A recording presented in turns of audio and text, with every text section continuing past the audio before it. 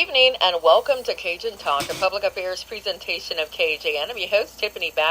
Tonight our guest is Greg Ganier. He's the founder, CEO of the Veterans Corner.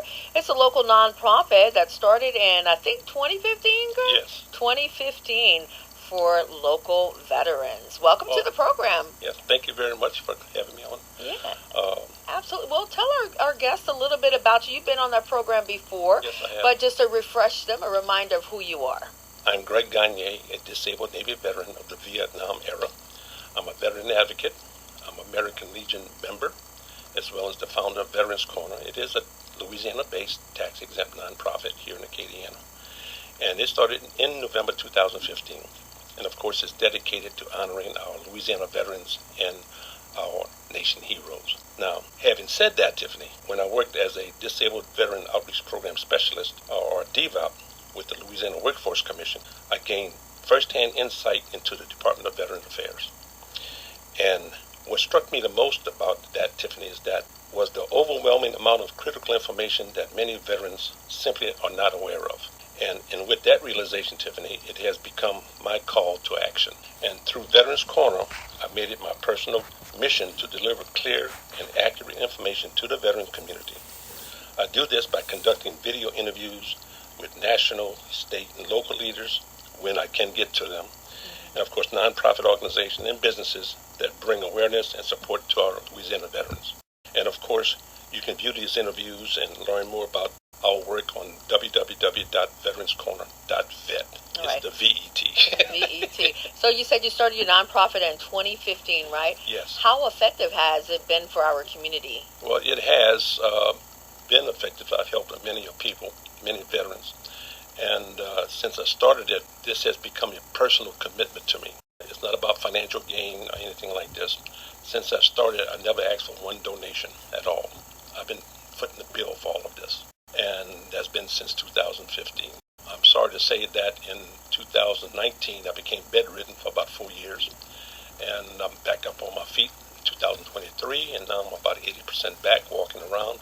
Thank God. Yeah, that's extraordinary. And you lost your wife, too. Yes, I lost my wife last year as well. But the main thing, though, is that I want to make an impact. I want to leave a legacy behind of helping veterans and their families. Veterans have barriers and obstacles and sometimes restrictions that is above the normal, everyday life, normal experiences that we go through. So I don't want veterans to go through what my wife and I went through, and especially them, and try to give them another alternative. And in doing so, we've created the Pilot Home Program. So tell us a little bit about that and what inspired you to start that. Put it like this: being a married person, my wife and I started, and as a married couple, you have to determine what is best for you and your family. And it's not just about money, but it does play a very important part in it. But it's also about safety and comfort and your vision for your family. And my wife and I have been married for 52 years. Of course, in every marriage there's ups and downs. But because of my personal experience, my wife and I don't want anyone, especially veterans, to go through the hardships that we went through. And so we have developed programs, and we've helped veterans as much as we can, anywhere. I'm willing to travel, no problem. But at this time, no, I think it's time for me to try to start leaving a legacy behind, because what started out in 2015 and what has transpired since then is the Pilot Home Program. And that is based upon my wife's and I experience. Amazing. What challenges have you guys faced in launching this initiative, and how have you overcome them? Well, launching it is easy, but you have to go through a first step. There's always a first step. But the main thing, though, is that every person that's born into this world today has to have a safe place to rest their head. And whether apartment or residence, we must determine which way we want to go. Because of the experiences, my wife and I sat down one day and said, Greg, let's see if we can make a difference in somebody else's life. And so we sat down, and not just for one day, but we discussed it maybe for like about 6 months trying to find something. And we both agreed that maybe we could start this program, since I was working with the Louisiana Workforce Commission as a Disabled Veteran Outreach Program Specialist, or DVOP as they may say. Working with them gave me the opportunity to create Veterans Corner. And in doing so, we have made a difference in a number of veterans' lives. And of course, the information that we share for veterans sometimes often applies to the community as well. So whatever I do, it's not just veterans that I'm committed to making or sharing information with.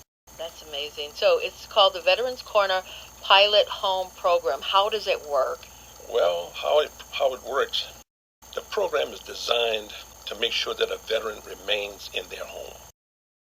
My wife and I purchased our first home in 1973, and in the late 80s, when they had a financial collapse in the whole America and in our region, I was a subcontractor with about 10 guys working, rocking and rolling, and general contractors that I contract with went bankrupt and forced me into bankruptcy. And my wife and I, with financial ruin, basically, and try to live with four children on cash, starting out with zero. It was kind of tough. So I don't want anybody to go through that. But because of that, someone from a humanitarian group contacted me and asked me to submit a community and economic development proposal, which I did. And I was very pessimistic about it. But anyway, I did submit a proposal to build 4,800 homes throughout Louisiana. And surprisingly, they approved it. And I was shocked, to be honest with you. But anyway, they informed me that it was approved. And after about a couple of months, they informed me that first installment was due on a certain day and certain month. Well, that day came and left. And I said, well, what happened? Well, Greg, somebody threw a wrench in the works and killed the whole deal. Understand, I mean, that was very heartbreaking for me. It was there to really help people. But in a way, I look back and say, you know what, that's good it happened that way. Because right now, rather than build 4,800 homes, I'm looking at reaching out to veterans and outreaches or porters of veterans, pro-veterans or whatever, to help me build one home. Yes. Okay, start with one home. And the program is designed to where it actually helps the veteran.